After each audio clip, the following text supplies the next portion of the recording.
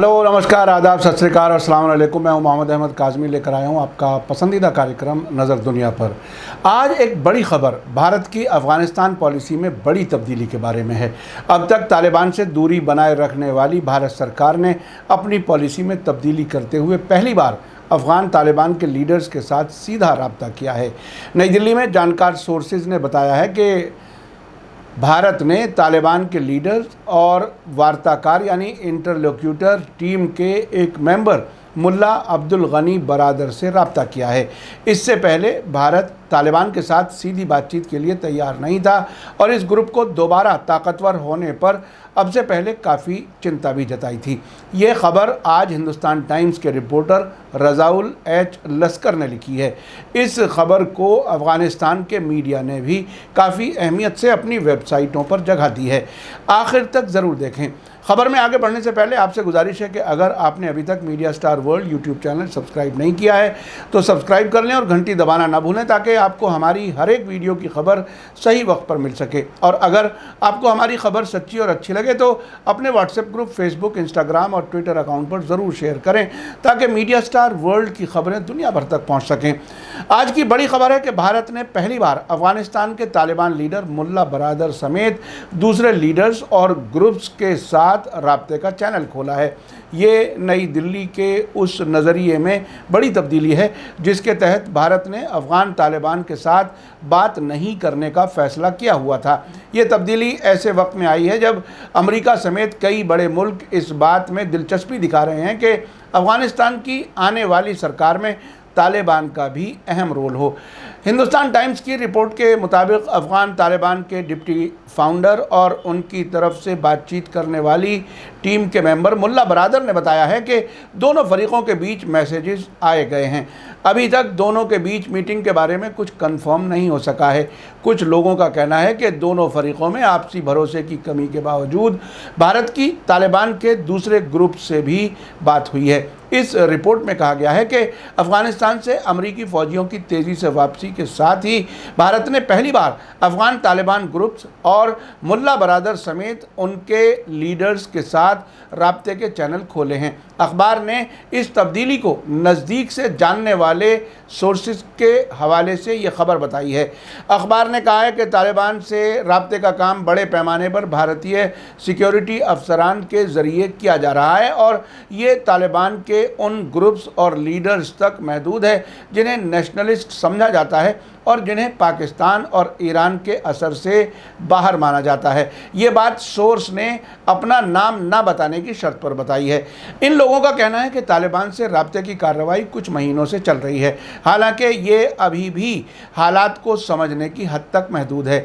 इस रिपोर्ट में कहा गया है कि मुल्ला बरादर के साथ राब्ता काफ़ी अहम है क्योंकि उन्होंने फरवरी 2020 में उस वक्त में अमरीकी फ़ॉरेन मिनिस्टर माइक पोम्पियो के साथ समझौते पर दोहा में दस्तखत किए थे जिसने अमरीकी फ़ौजियों की मौजूदा वापसी का रास्ता हमवार किया था। 1996 से 2001 के दौरान जब तालिबान हुकूमत में थे तब मुल्ला बरादर ने अलग अलग ओहदों पर काम किया था। फरवरी 2010 में काबुल में हामिद करज़ई सरकार के साथ बातचीत शुरू करने के बाद उन्हें कराची में पाकिस्तान की खुफिया agency inter services intelligence ISI ने गिरफ्तार कर लिया था।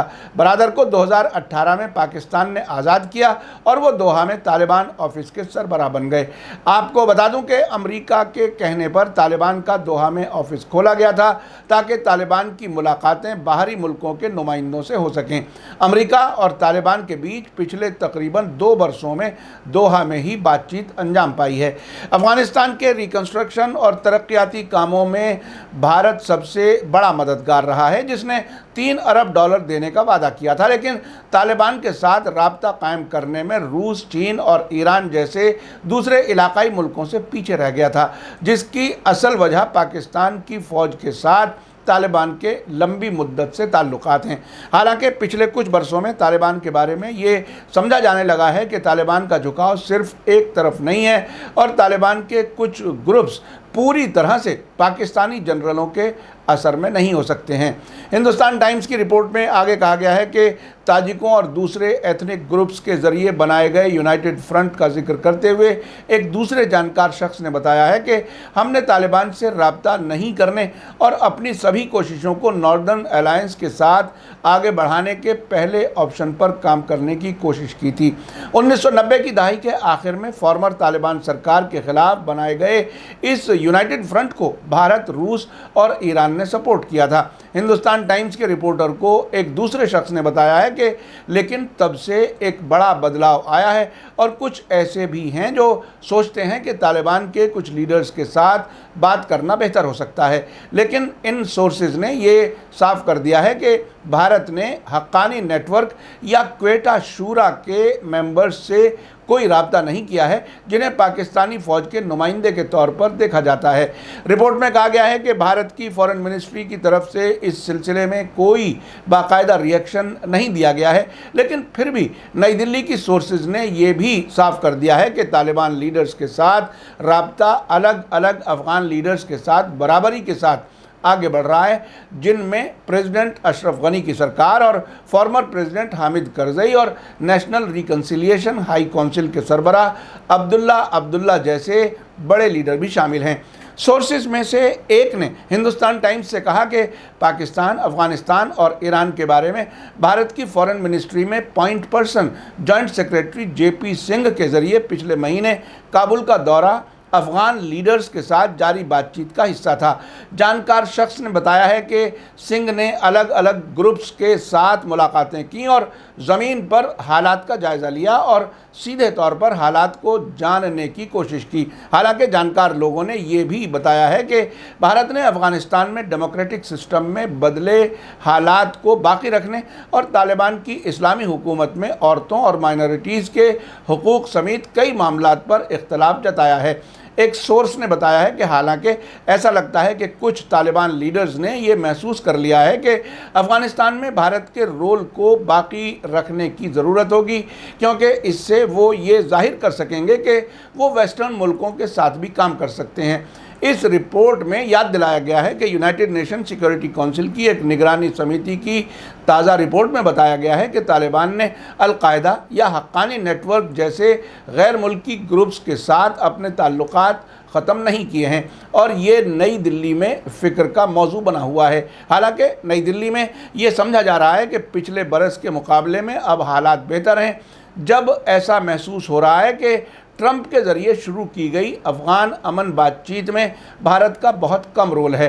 एक और जानकार शख्स ने बताया है कि अमेरिका की फ़ौजों की अफ़गानिस्तान से वापसी की स्पीड के बारे में फ़िक्र है और आम ख्याल ये है कि इसे सितंबर 2021 की टाइम लिमिट से पहले ही उनकी वापसी को पूरा कर लिया जाएगा। लेकिन हालात पिछले साल की तरह नाउम्मीदी वाले नहीं हैं, जब ऐसा लग रहा था कि भारत को सभी अहम मीटिंगों से बाहर रखा जा रहा है। नई दिल्ली में फॉरेन पॉलिसी के बारे में मौजूद थिंक टैंक गेटवे हाउस में इंटरनेशनल सिक्योरिटी स्टडी के फेलो समीर पाटिल का कहना है कि अमेरिकी फ़ौजियों की वापसी के बाद अफ़गानिस्तान में हालात कैसे होंगे, इसे लेकर अब भी काफ़ी गैर यकीनी हालत बनी हुई है। लेकिन जो तय है वो ये है कि बग़ैर सियासी मामलात हल हुए मुल्क में सिविल वार होगी और अगर हफ्तों में नहीं तो कुछ ही महीनों में तालिबान का काबुल पर कब्ज़ा ज़रूर हो जाएगा। इसलिए ऐसा लगता है कि भारत तालिबान के साथ बातचीत शुरू करके अपने इंटरेस्ट्स की वहाँ हिफाजत के लिए आगे बढ़ रहा है। इसके अलावा तालिबान से बात करने में अपनी अब से पहले की दिलचस्पी में कमी को छोड़कर भारत अफ़गान अमन बहाली में अपनी अहमियत बनाए हुए है। पाटिल ने आगे कहा कि ये एक ही तरीक़ा है जिससे भारत अफ़गानिस्तान की सिक्योरिटी की ख़राब हालात के बुरे असरात को कम कर सकता है। इसी बीच अमेरिकी डिफेंस मिनिस्ट्री पेंटागन ने दावा किया है कि अफ़गानिस्तान से अमेरिकी फ़ौजियों की वापसी 50% से ज़्यादा पूरी हो चुकी है। अमेरिकी प्रेसिडेंट जो बाइडन ने अप्रैल में 11 सितंबर से पहले अफ़गानिस्तान से सभी अमेरिकी फ़ौजियों के निकलने का ऑर्डर दिया था। पाकिस्तान के अखबार डॉन की रिपोर्ट के मुताबिक अमेरिकी फ़ौज की सेंट्रल कमांड सेंटकॉम का कहना है कि अमेरिकी डिफेंस मिनिस्ट्री ने अफ़गानिस्तान से अपना लगभग सारा सामान वापस मंगा लिया है। अमेरिकी फ़ौज को 11 सितंबर 2001 को न्यूयॉर्क और वाशिंगटन पर हुए टेररिस्ट हमलों की 20वीं बरसी तक 2500 फौजियों और 16,000 सिक्योरिटी ठेकेदारों और सैकड़ों टन सामान को हटाने का काम सौंपा गया है। पाकिस्तानी अखबार डॉन ने बताया है कि अब तक सेंटकॉम ने 6 फौजी अड्डों का कंट्रोल अफगानिस्तान की डिफेंस मिनिस्ट्री के हवाले कर दिया है, लेकिन काबुल के नॉर्थ ईस्ट में 50 किलोमीटर की दूरी पर मौजूद सेंट्रल बगराम एयर बेस को खाली करना अब भी बाकी है। सेंटकॉम के बयान में कहा गया है कि हम आने वाले वक्त में और ज़्यादा फौजी सामान ट्रांसफ़र किए जाने की उम्मीद रखते हैं। ये सब ऐसी हालत में है जबकि कुछ इंटरनेशनल मामलात के एक्सपर्ट्स का कहना है कि अमेरिका अपनी पूरी फ़ौज को अफ़गानिस्तान से नहीं निकालेगा। किसी न किसी बहाने वो चाहेगा कि उसके कुछ फ़ौजी और खुफिया महकमे के लोग वहाँ बाकी रहें। इसी के साथ मुझे दीजिए इजाज़त। आज का एपिसोड कैसा लगा कमेंट्स में ज़रूर लिखें। थैंक यू, धन्यवाद, शुक्रिया। जय भारत, जय हिंद।